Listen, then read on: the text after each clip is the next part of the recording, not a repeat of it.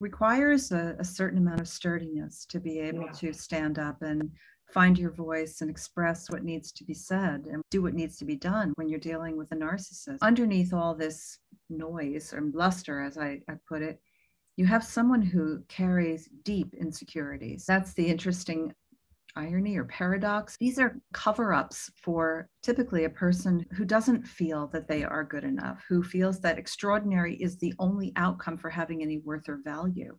So they're constantly pushing the bar to be perfect, to be extraordinary, to be right, to have control, to win your favor, to win approval. There's usually in the background a child who was lonely and made to feel ashamed and was expected to be more than they could be as a child. So a lot of forfeiting of typical childhood emotions that would be considered weak. Performance reigns high over connection. And so what you find with narcissists is that they're typically very void of unconditional love. Let's talk about the impact on children. So one is a tendency to have this repetition compulsion. We tend to repeat what we experienced ourselves as children.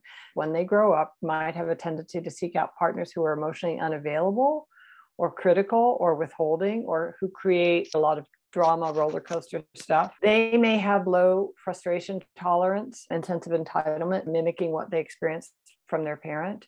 They may be very sensitive to the moods of those around them because they've had to be hyper alert with their narcissistic parent not to offend or upset them. They may also gain their sense of self through their achievements. So they may be quite driven, never feeling good enough, not feeling worthy of love. Because if you don't get unconditional love from a parent, where else are you going to get that template?